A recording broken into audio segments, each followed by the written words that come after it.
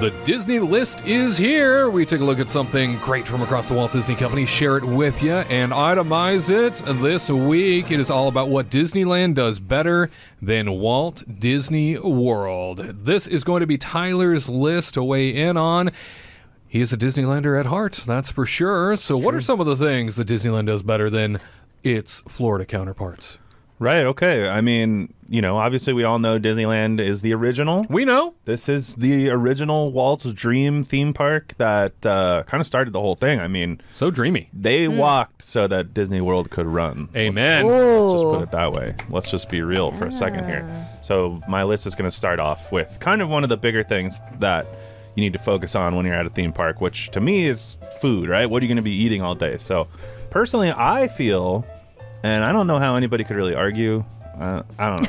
We'll see. Ain't nobody going to argue with this. I don't know. I don't think. I feel the quick service locations at Disneyland are just overall much better than Disney World. Oh, yeah. Here. And there are some some great standouts over in Disney World, like Satuli Canteen. Oh yeah, that's great. They're great. They do good stuff. There's a couple good ones over there. I like Regal Eagle over at Epcot. It's getting better over there.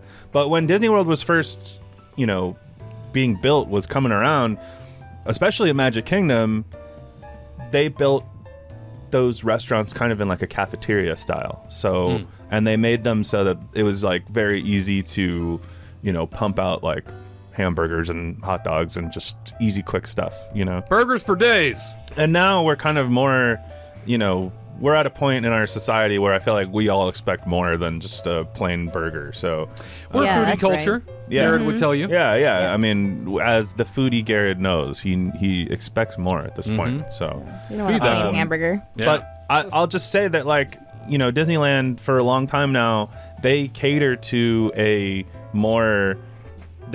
audience that is there more frequently. They have more regulars. So what they need to do is keep the food fresh. They need to keep the food good. Whereas in Disney World, you get a lot more tourists.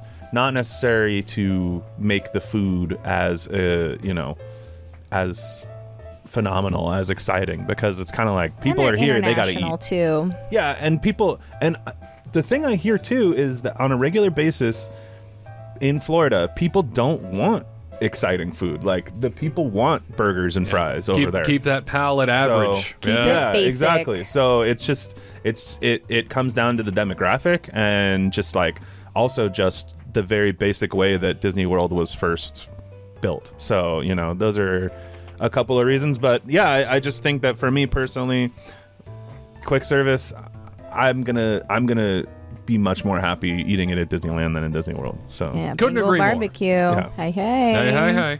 Hey. number 2 for me, this one's kind of like a no-brainer, but it goes without saying, but I'm still gonna just say it. So I want to hear it. So buckle in, Bucky. Whoa. I got a lot of bucks.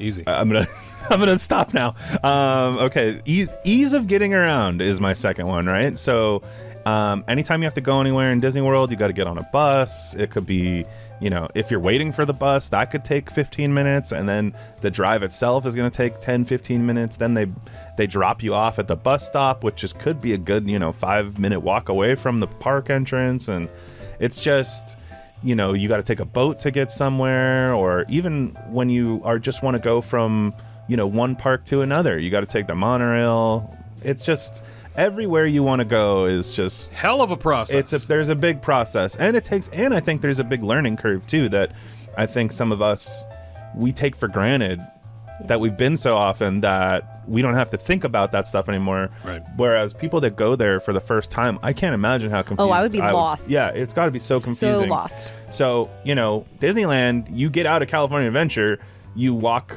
a couple hundred feet, and then you're in Disneyland. Yeah, you're facing Disneyland when you walk out of that park. Exactly. So it's hard to get lost, and even all the hotels, it's all walkable. So it's just, and I as someone who has this, we have friends that have accessibility issues, and they need a little extra help and things. Taking the buses in Disney World is like, it's like they'd rather die than get on a bus, Yeah, Wow. it's an issue. And so, so when you think about the fact that there's a lot of these people out here who struggle to get on the buses, or it's just a challenge to get anywhere in Disney World. Because it takes hours for them too, because only 2 can really fit in a bus, and so at the end of the night, everybody wants to go home, and so now you have to wait. Parade of ECBs at that point, right? Yeah, Everybody's trying to go the fair. same direction, and And at least now, like in Disney World, they do have like accessible minivans that do have little elevators for scooters and things built into them. But then you're paying a premium. I mean, she's gonna pay like $70 for a 10-minute ride, something like that. So, but anyway, it'll be waiting for hours, I guess, for a bus. Yeah, and even down to even just like the pathways in the parks. Like when you look at a picture of Disneyland next to Magic Kingdom, the pathways at Magic Kingdom are massive, and Epcot is like probably the largest theme park I've ever been to. I mean, it takes you forever to get around. So, anyway, I'm just saying it's a lot easier to get to places in Disneyland. Let's just be real. Here, here. All right, number 3 on my list. Here we go. And I would say there's only one exception to this one. AP discounts. Okay. Disneyland on a regular basis is very good with their AP discounts. You show them your magic key, they will almost everywhere is going to give you that discount. There's only a few exceptions, like maybe, I think like Jazz Kitchen and Napa during Rose. certain hours and like Napa Rose and stuff. But other than that, it's like you have that magic key, you're getting a discount. Florida is not like that. There's so many places that either have like a different, only for lunch, or like, no, not at all. Or like we went to one place, the Rosa Mexicana, they don't even do it. They do AAA of all things, like what? Okay. They give us 20% off for AAA anyway. Not wild. It is wild. Never heard of it. So, it's just the things you would think would get you a discount. You just don't get it over in Florida. And it's a really weird omission. It's a huge bummer. I feel bad for all the Floridians out there who don't get the discounts that we do at Disneyland, because it's like, and even at Disneyland, they'll ask you. Everybody at Disneyland goes, "Do you have any discounts with us It's like today?" second nature. Yeah, it's like a second nature thing. And in Florida, they don't care. They want you. Give me your money. I want your money. Give me it all. So the AP discounts, and the exception that I mentioned earlier is that sometimes in Disney World, they'll do decent discounts on rooms when it comes to like your annual pass, but I think that's the only place that an AP discount really matters that much in Florida. So there you go, another winner for Disneyland right there. So, but my 4th one here is kind of more of just a general feeling. I feel personally that this one's kind of hard to put your finger on. It's not a corporeal thing. It's more ethereal, Ooh. And I think that is just heart. I just think that the heart is just, you go into Disneyland and you feel something there that is not present in any of the other parks. I mean, maybe a little bit of Epcot, I feel like that magic exists a bit, but there's this magic, where Walt Disney was actually there. It was his dream to build this thing. It was such a unique idea at the time. It was like, and people were telling him left and right, like, this is a mistake, like, what are you doing? And the whole entire time, he just kept going, and he just kept saying, I want to do it because this is what I want. This is my dream, this is my vision, and this is how it's going to be. And, you go to a place like Disney World, Magic Kingdom, it's still a really fun place. Don't get me wrong. We wouldn't be talking about Magic Kingdom if we didn't love it.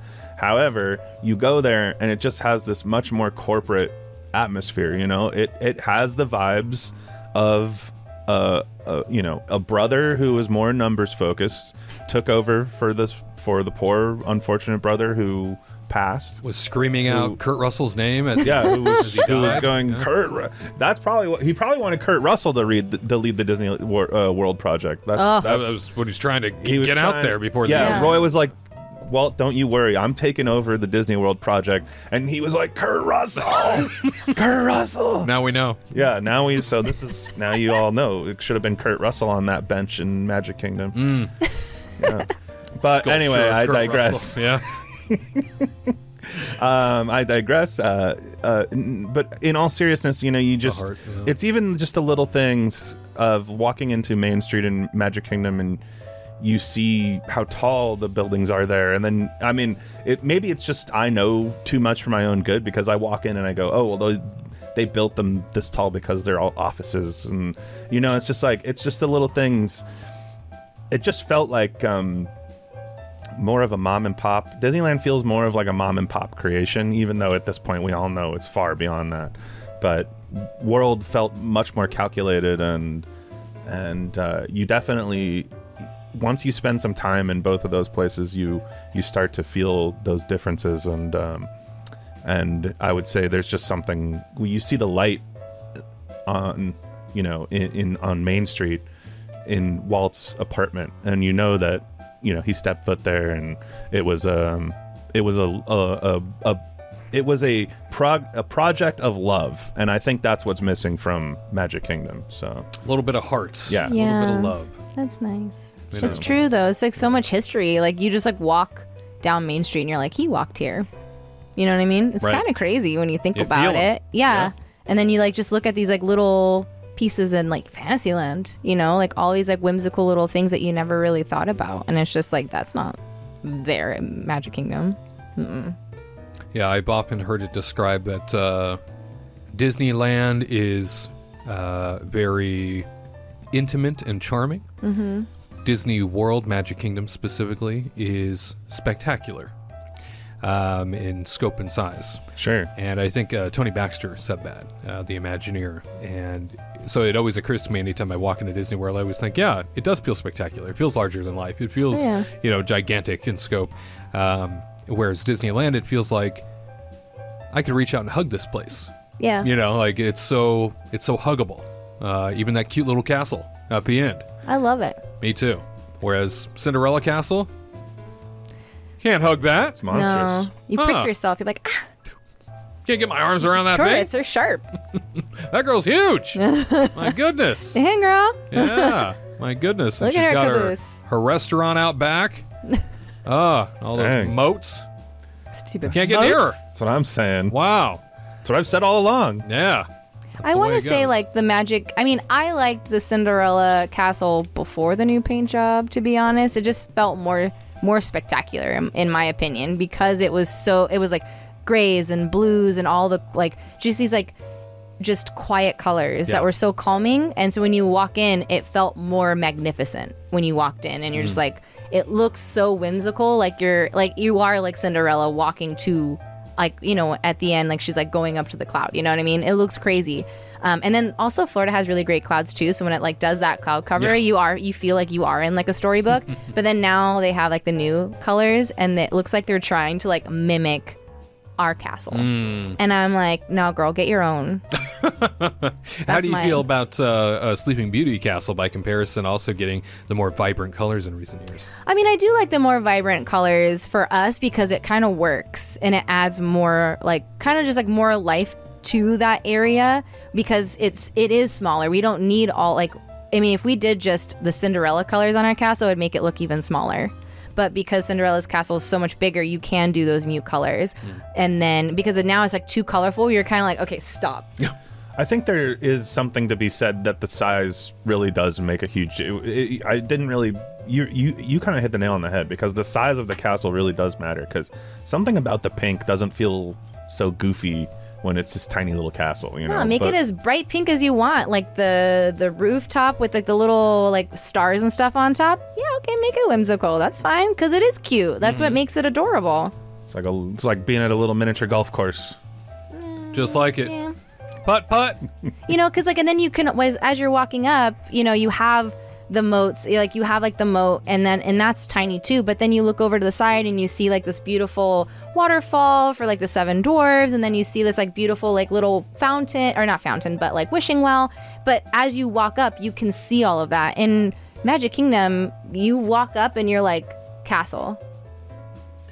They barely you can't see it. You barely ever get to even walk through the castle at Disney World. Exactly, yeah. It's always shut down for a show. Yeah, it's true. That's for sure. I think about that every time I'm there. I'm like, God, I can never just cut through the castle. No. I have to go all the way around every single time. It is kind of rare. Yeah, I feel on. like it's been. I don't think I've ever walked through in the last like few years, ever since like COVID. Really. It took me a couple of visits to even realize that there was a wishing well down the road. You don't see it. Yeah. Like as you're walking down, you're focused on what you need to do, and with all the people passing by, it's like you don't really look to the side and be like, oh, there's a wishing well. It's like off the beaten path even, and it's like a route you have to specifically take, in order to get somewhere. So, odd to me, that's for sure. So And even when you find it, it doesn't have the charm of the whole Snow White oasis. You know what I mean? Yeah, No, it feels it's like just it was there. just left there. Yeah, Yeah. it really It's does. just there for pictures. It looks It looks cute, take some Instagram pictures next to it or whatever, showcase whatever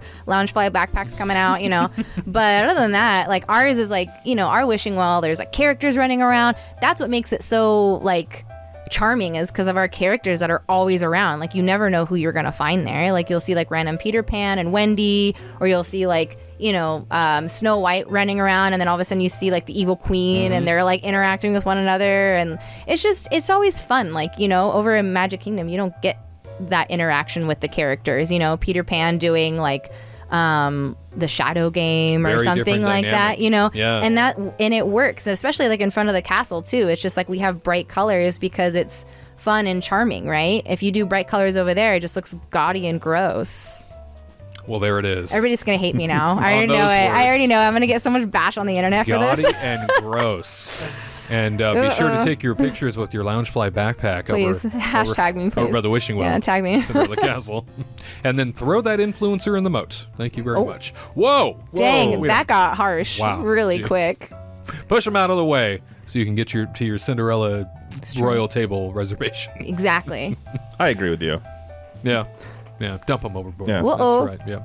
No, always grateful to hear the comparisons, the contrast and compare of Disney World's Magic Kingdom and Disneyland's Disneyland. I always think it's such a fascinating conversation anytime we talk about it, and thank you, Tyler, for sharing so much of your thoughts on the matter. You let us know what are some of the things that Disneyland does better than Walt Disney World's Magic Kingdom. We would love to hear from you.